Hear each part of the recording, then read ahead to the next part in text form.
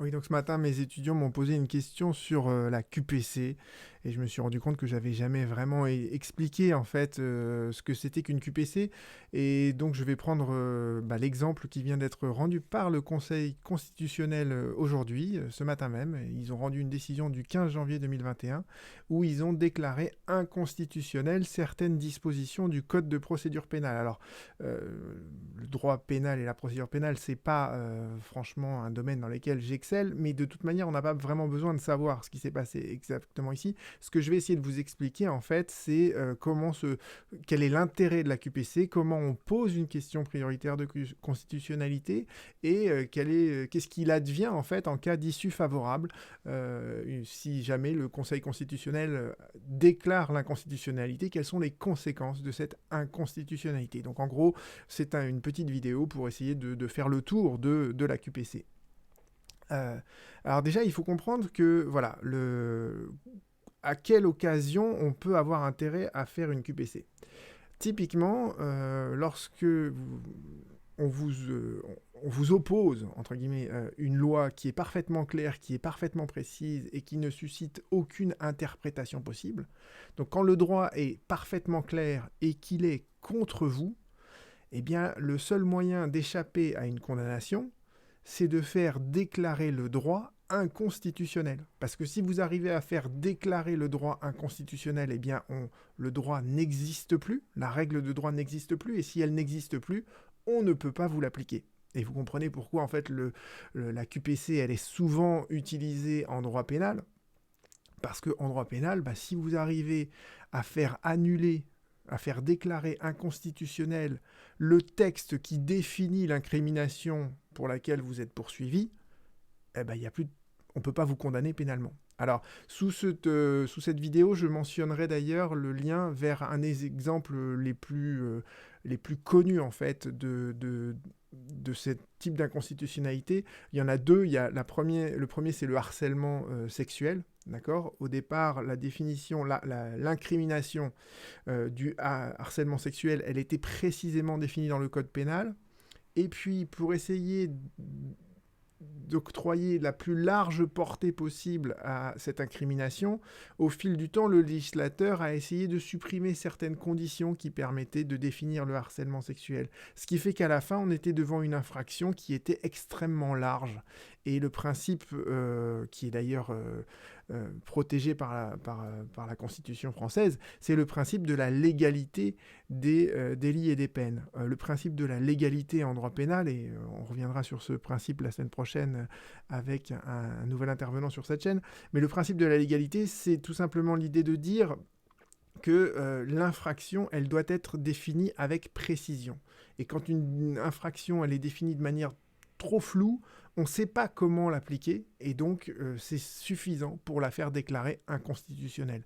Et c'est ce qui s'était passé pour l'infraction de harcèlement sexuel. Il y a un requérant qui était poursuivi pour des faits de harcèlement sexuel. Il a posé la QPC au Conseil constitutionnel en disant cette infraction, elle est tellement floue qu'on peut pas, on ne sait pas comment l'appliquer. Et le Conseil constitutionnel a effectivement dit c'est contraire au principe de l'égalité des crimes et des peines.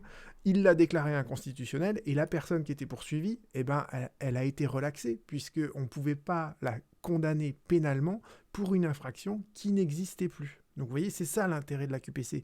L'autre intérêt de la QPC, c'est un autre exemple connu de la QPC, c'est sur les gardes à vue. Pendant très longtemps, en fait, on n'avait pas le droit d'avoir accès à un avocat dès la première heure de sa garde à vue.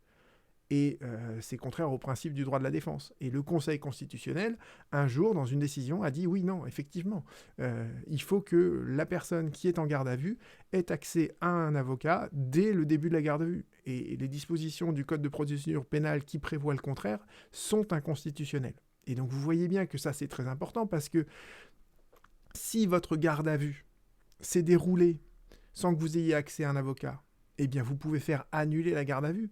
Et vous pouvez donc faire annuler tous les aveux éventuels que vous auriez pu dire durant cette garde à vue, et généralement ça a une répercussion sur toute la suite de la procédure pénale. Donc vous voyez bien que faire déclarer inconstitutionnel les articles du Code de procédure pénale qui interdisaient à la personne en garde à vue d'avoir accès à un avocat dès la première heure de la garde à vue, ça avait des conséquences sur plein d'affaires en cours. Revenons maintenant sur un exemple beaucoup plus précis, beaucoup plus concret et sans doute avec beaucoup moins de portée, mais qui est tout récent et surtout qui me permettra de vraiment vous expliquer comment on fait une QPC. Alors la QPC, d'abord, à quel moment on la pose Comme son nom l'indique, c'est une question prioritaire de constitutionnalité. Ça veut dire qu'en fait, elle est prioritaire au sens où on la pose dès le début du procès. Dès que le procès s'ouvre, d'accord, vous posez votre question avant même que le juge n'ait à statuer sur l'application de la loi. Ce qui est logique. Si vous arrivez à la faire déclarer inconstitutionnelle, eh bien, à ce moment-là, il n'y a plus besoin de l'appliquer, et donc le juge, il n'a même pas besoin de rendre un jugement, d'accord ? Enfin, il rendra un jugement, mais qui sera beaucoup plus lapidaire, on va dire. Donc la QPC, elle se pose devant le juge, elle peut se poser devant la cour d'appel, on peut même la poser une fois qu'on a saisi la cour de cassation, mais c'est le premier acte que l'on fait quand on arrive devant un juge, c'est de dire j'ai envie de poser telle et telle question prioritaire de constitutionnalité. Et si le juge trouve que la question est sérieuse, d'accord, si la cour d'appel trouve que la question est sérieuse, elle va transmettre cette question à la cour de cassation, et si vous êtes devant les juridictions administratives, elle va transmettre cette question au Conseil d'État. Et intervient alors une première décision qui est la décision de la Cour de cassation. Donc la Cour de cassation, elle va jouer, et le Conseil d'État joue le même rôle, il joue un rôle de filtre. Ils essayent de déterminer si la question, elle est sérieuse ou pas.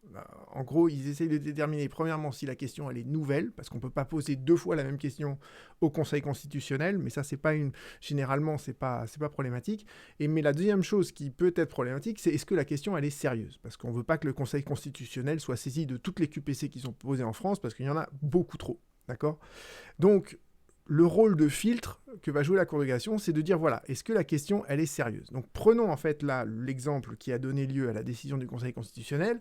Vous avez d'abord, dans un premier temps, donc un arrêt de la Cour de cassation. Donc là, c'est un arrêt de la chambre criminelle.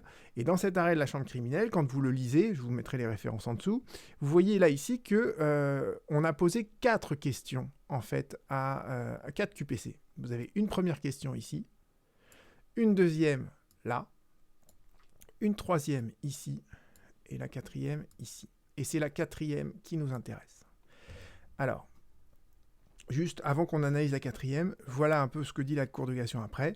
La Cour de cassation, en fait, elle va dire après si chacune des questions est sérieuse ou pas. Donc sur la première question, vous voyez, la Cour de cassation dit la question posée ne présente pas un caractère sérieux pour la raison qui suit. Et elle explique pourquoi c'est pas sérieux.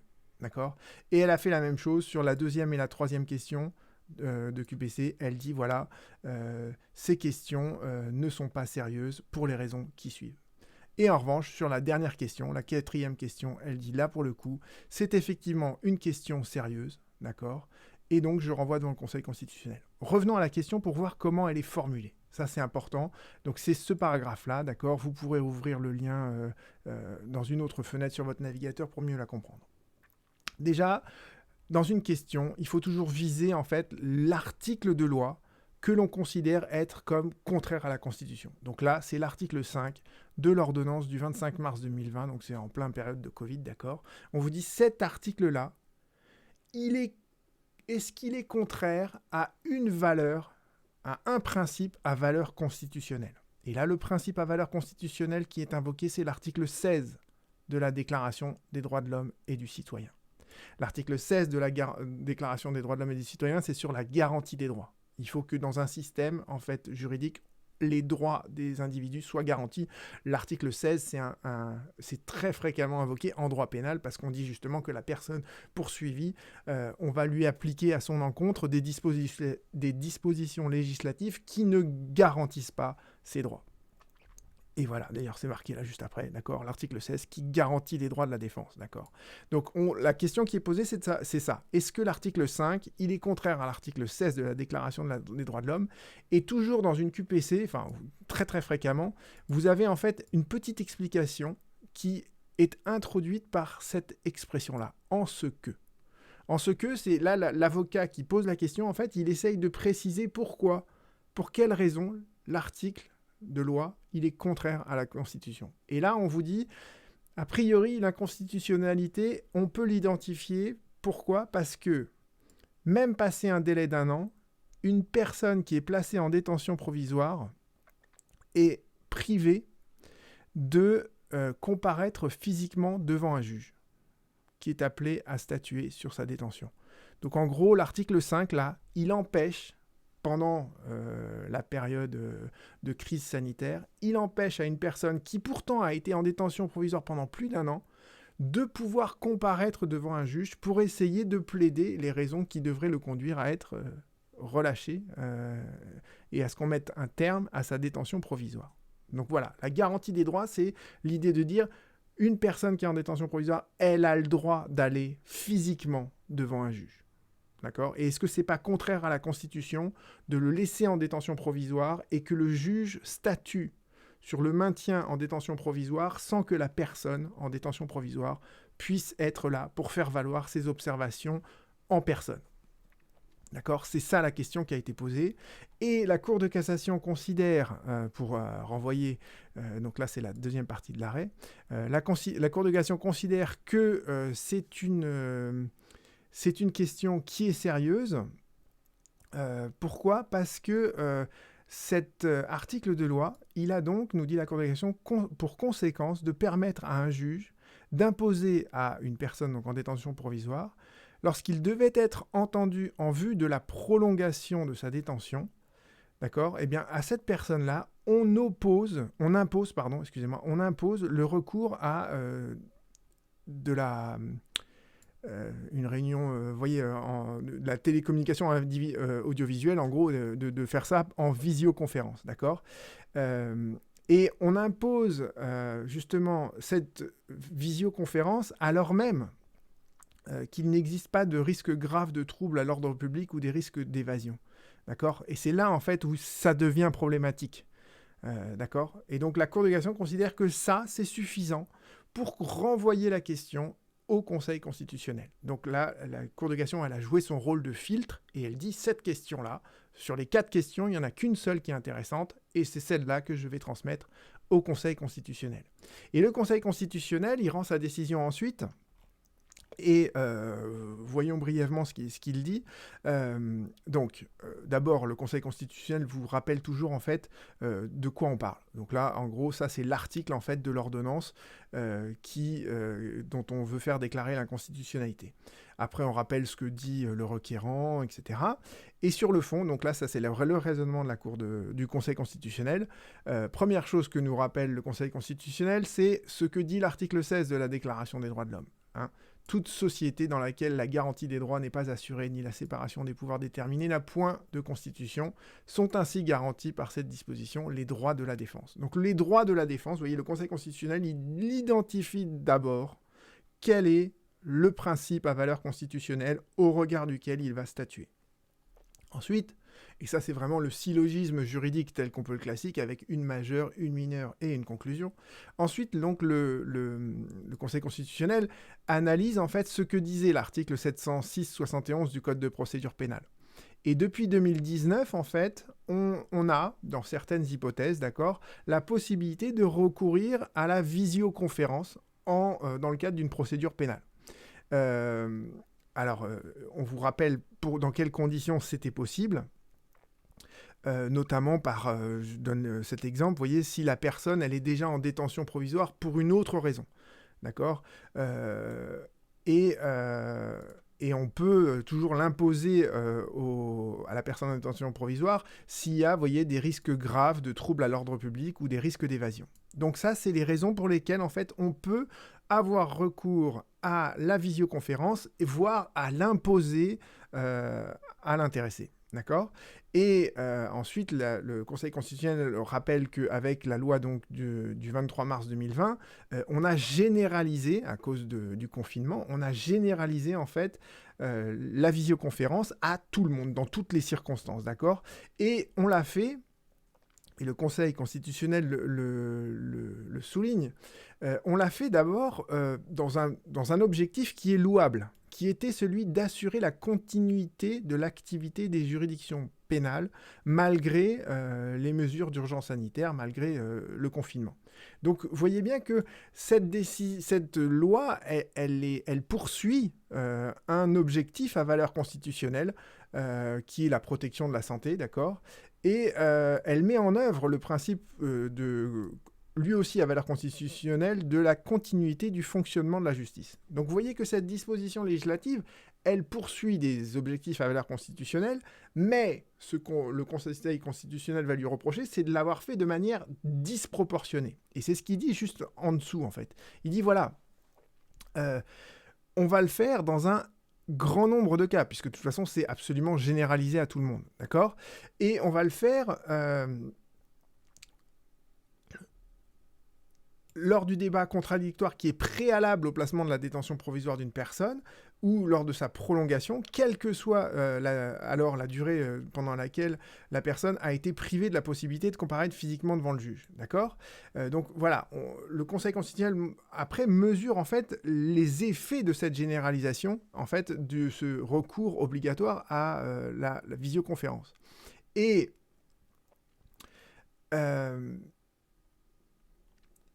au terme de son raisonnement, d'accord, le Conseil constitutionnel considère que, voilà, la garantie des droits de la défense, l'importance de la garantie des droits de la défense, dans lesquels il y a justement la possibilité de se présenter physiquement devant un juge, eh bien, l'importance de la garantie des droits de la défense, c'est supérieur finalement aux objectifs qu'a poursuivi le législateur et qui étaient disproportionnés. Et le contexte particulier donc, de Covid, ça ne justifiait pas une telle atteinte aux droits de la défense. Donc le Conseil constitutionnel dit, voilà, au regard de ce rapport de proportionnalité que j'effectue, je considère que l'atteinte aux droits de la défense est trop importante par rapport aux objectifs qui sont poursuivis par ailleurs. Donc je déclare cette disposition comme étant inconstitutionnelle. On ne peut pas imposer à quelqu'un qui a été en détention provisoire depuis plus d'1 an la visioconférence alors qu'il voulait se présenter devant un juge. D'accord ? Et donc ça vous explique en fait l'intérêt en fait donc de la QPC, c'est de dire voilà, la QPC ça permet de faire déclarer inconstitutionnelle une disposition du Code de procédure pénale, une disposition législative. Et ce que dit le Conseil constitutionnel à la fin de sa décision, c'est important aussi, c'est une application de l'article 62 de la Constitution, et ça vous montre en fait les pouvoirs du Conseil constitutionnel, et on va revenir avec ça à ce que je vous ai dit à propos de la garde à vue. C'est-à-dire que le Conseil constitutionnel, quand il déclare une disposition inconstitutionnelle, d'accord, il peut soit dire c'est inconstitutionnel depuis le début, soit il peut moduler dans le temps les effets de cette déclaration d'inconstitutionnalité.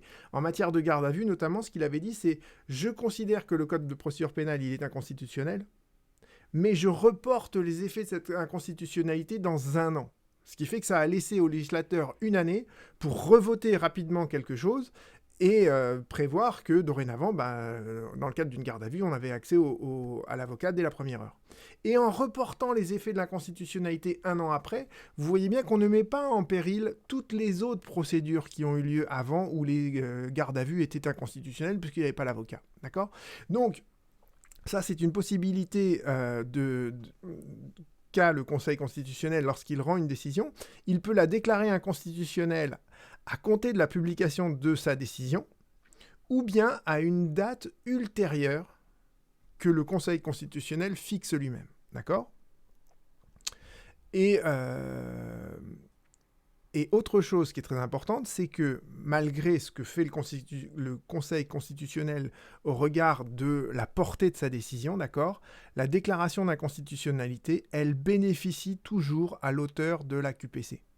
D'accord ? Donc ça, c'est un principe, c'est pour ça qu'on pose d'ailleurs des QPC, et c'est ce que je vous ai expliqué depuis le début, c'est-à-dire que si vous êtes poursuivi, d'accord, en raison d'une garde à vue qui est illégale, et que vous êtes le premier à poser la QPC, et que le Conseil constitutionnel dit effectivement, lors d'une garde à vue, on doit avoir accès à l'avocat dès la première heure, eh bien, vous qui avez posé la QPC, on va vous dire, dans ces cas-là, vous bénéficiez immédiatement de cette inconstitutionnalité, d'accord ? Et donc, votre garde à vue, elle est annulée puisqu'elle elle s'est effectuée dans des conditions qui étaient contraires à la Constitution. Donc vous voyez que l'intérêt de la QPC, c'est justement d'échapper au procès, entre guillemets, puisque dans ce cas-là, on ne peut plus vous appliquer une loi dont vous avez réussi à faire déclarer qu'elle était inconstitutionnelle. Donc voilà, j'espère qu'avec tout ça, vous avez compris en fait à quelles conditions, quel est l'intérêt stratégique de formuler une QPC, quel est le rôle de la Cour de cassation lorsqu'elle transmet, qu'elle joue ce rôle de filtre pour savoir si la question est sérieuse. Et voilà après, ensuite, j'espère que vous avez compris comment le Conseil constitutionnel raisonne, comment au regard des principes à valeur constitutionnelle qu'il a identifiés, il va estimer si oui ou non une disposition législative est conforme ou au contraire contraire à la Constitution et à quelles conditions il peut moduler dans le temps les effets de cette déclaration d'inconstitutionnalité lorsqu'il la retient. Si vous avez des questions, vous n'hésitez pas à les mettre sous cette vidéo. Je peux approfondir d'autres choses. Je peux approfondir dans d'autres vidéos, si vous voulez, ce que c'est que le bloc de constitutionnalité. Par exemple, le Conseil constitutionnel, il a développé en fait des tables analytiques dans lesquelles il analyse en fait sa propre jurisprudence et il identifie en fait tous les principes à valeur constitutionnelle qu'il a reconnus par ailleurs. Donc ça, c'est un document qui est assez important quand on veut poser une QPC.